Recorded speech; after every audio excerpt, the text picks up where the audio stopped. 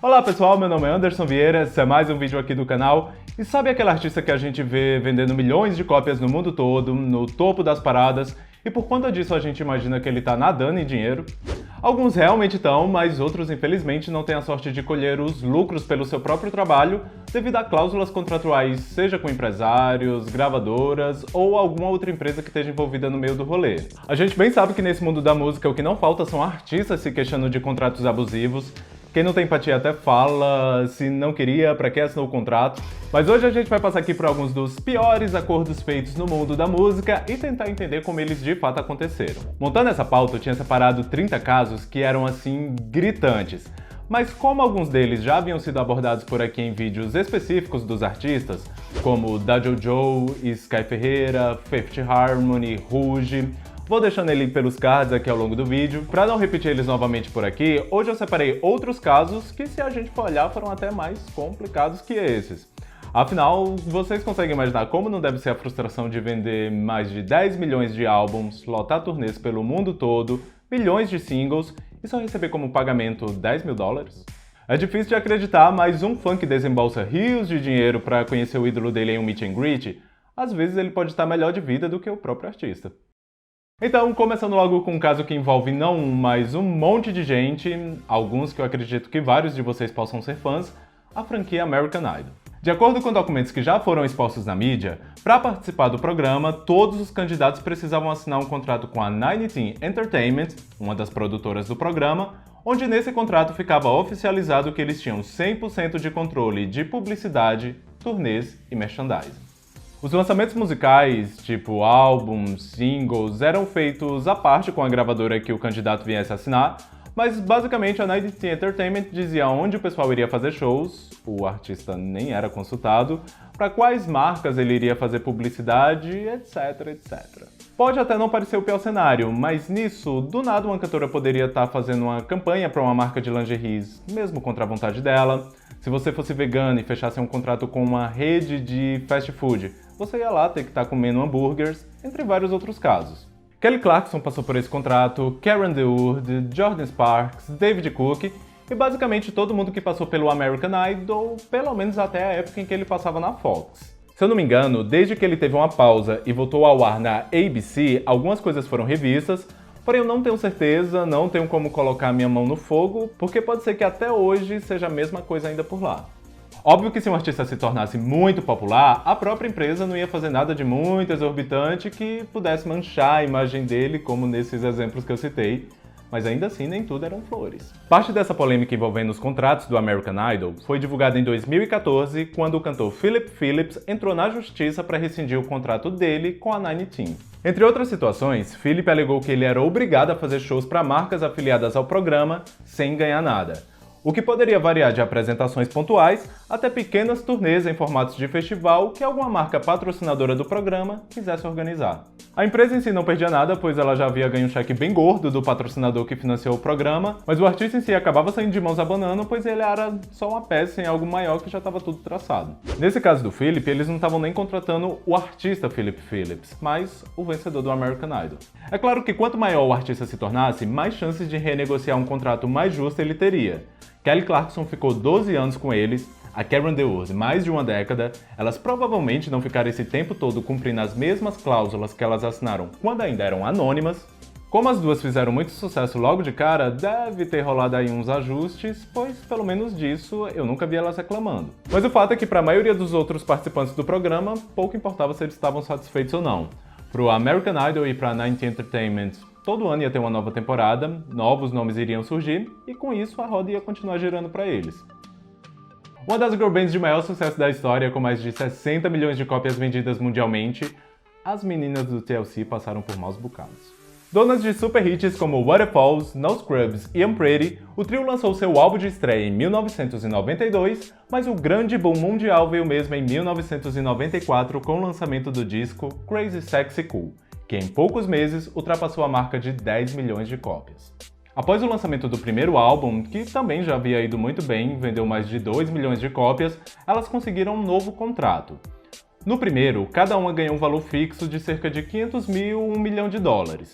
Nesse segundo, elas não iriam ganhar nada, vamos dizer assim, porém iam ter participação direta nos lucros das vendas. Elas só não se atentaram às letras miúdas. Ficou fixado que de cada álbum vendido, 56 centavos de dólar seria do grupo. Vendendo 10 milhões de cópias, elas ganharam 5,6 milhões de dólares em meados dos anos 90, o que valia bem mais do que hoje, e enfim, parecia que estava tudo ótimo. O que elas não perceberam é que nesse novo contrato, elas que tinham que pagar toda a produção do álbum. Produtores, videoclipes, cabeleireiro, maquiador, photoshoot, enfim, tudo que vocês puderem imaginar. Um álbum nos Estados Unidos na época custava em média 10 dólares. Com mais de 10 milhões de álbuns vendidos, elas movimentaram por baixo mais de 100 milhões de dólares na economia americana. Quanto cada uma lucrou por isso? Olha só. That means every time an album gets sold, TLC gets 56 cents. So 10 million records, $5.6 million. Seems like a lot of money. Well, it's not a lot of money when the record company has spent $3 million to record your album. We paid recording costs, video costs. So now we have $2.6 million left. Well, guess what? When you have that much money, you're in about the 47, 48, 49% tax bracket. So that immediately gets deducted to $1.3 million. Then you split the rest 3 ways. You got about $300,000 apiece. It's that much. Okay? $300,000. I can buy a nice house with that. And what am I going to pay my bills with?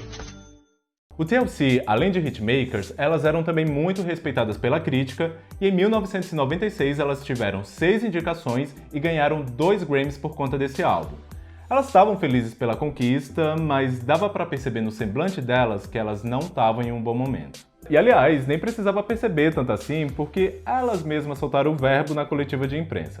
I'll put it to you this way. We are the biggest selling female group ever. 10 million albums worldwide. We have worked very hard. We have been in this business for 5 years. And we are broke as broke can be.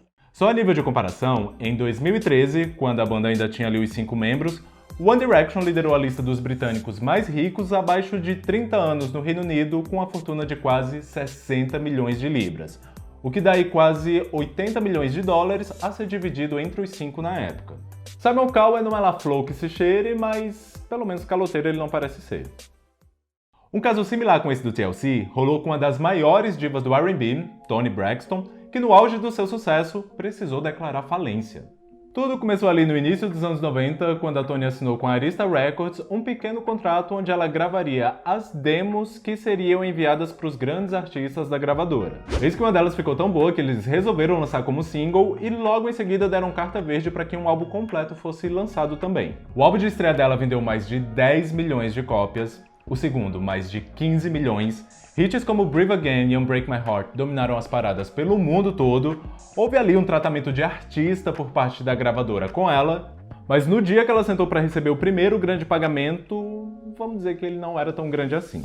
Mesmo com todos esses números, o cheque que ela recebeu era de nada mais, nada menos que... tá preparado? 1.900 dólares. 25 milhões de álbuns vendidos e nem mesmo 2 mil dólares de lucro à artista.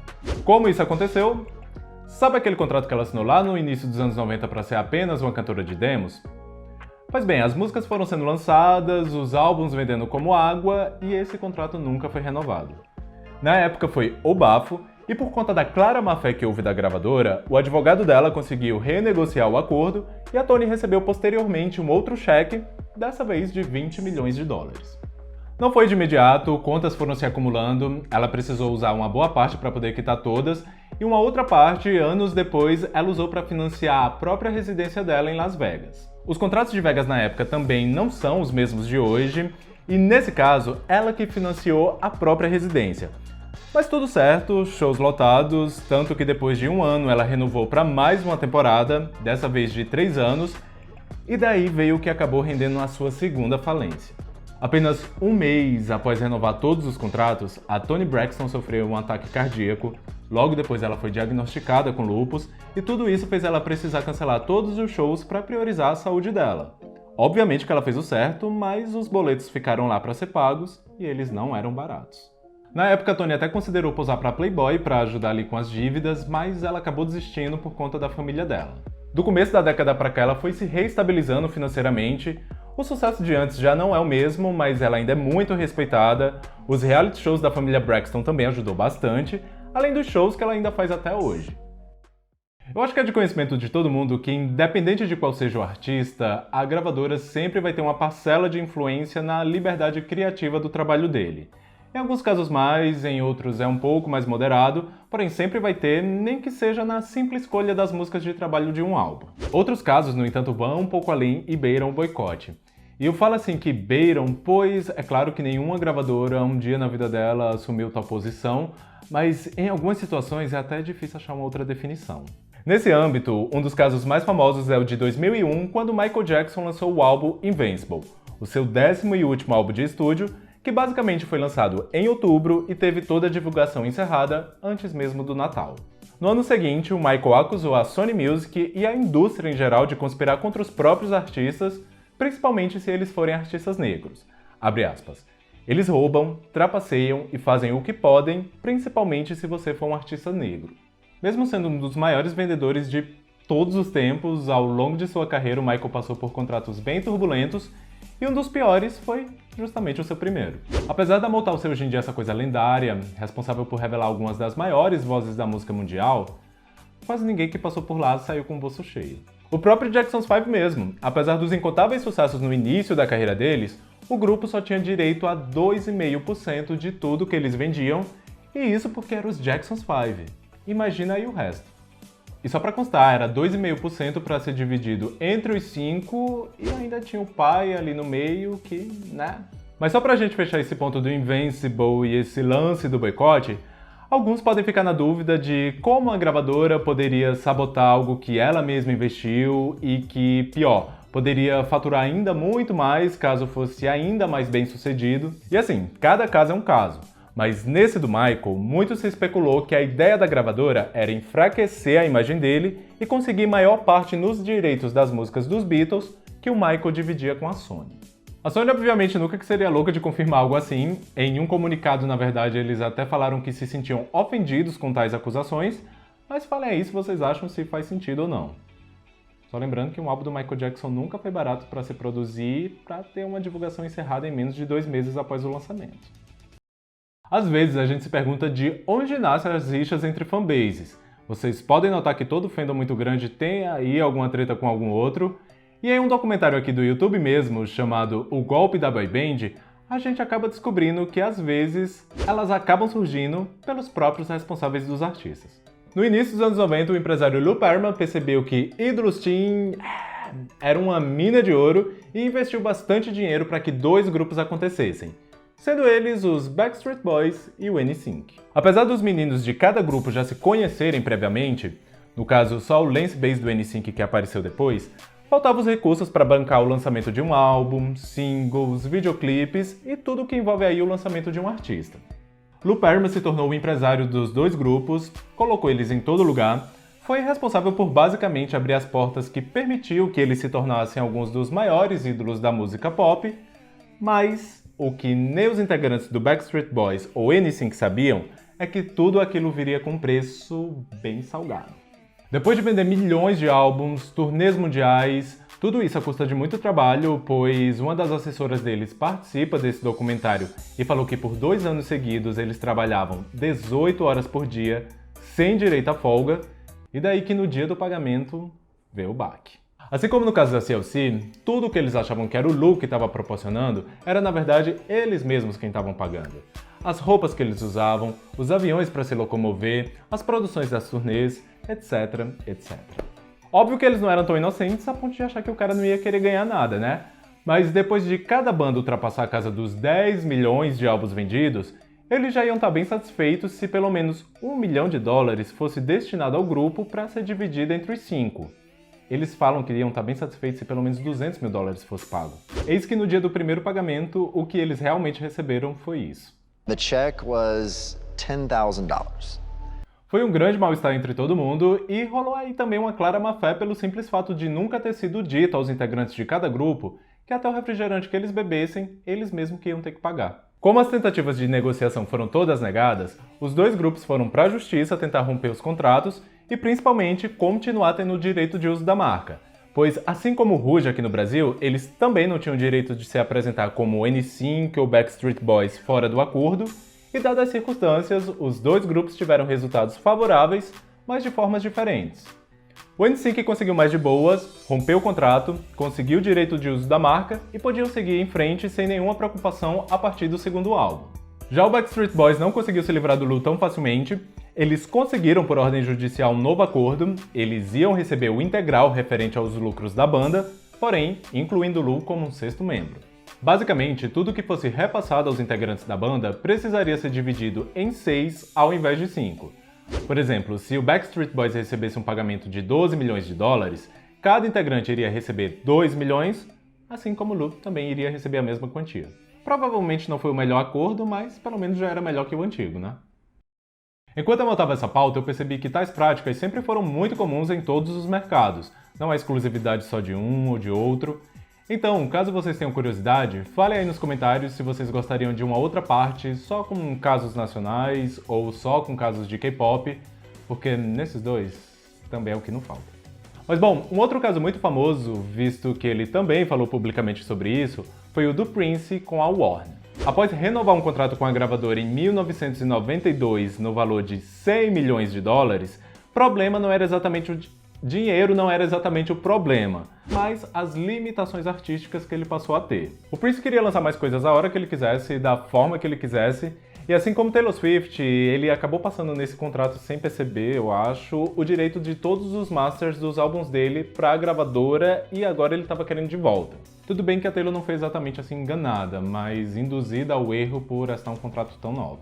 Como protesto, o cantor começou a aparecer publicamente com a palavra slave, escravo, escrito no rosto, e até mudou o nome artístico para um símbolo impronunciável, onde as pessoas começaram a chamar ele de o artista anteriormente conhecido como Prince. Após 4 anos de impasse, em 1996 ele e a Warner fecharam um acordo e cada um foi para o seu lado.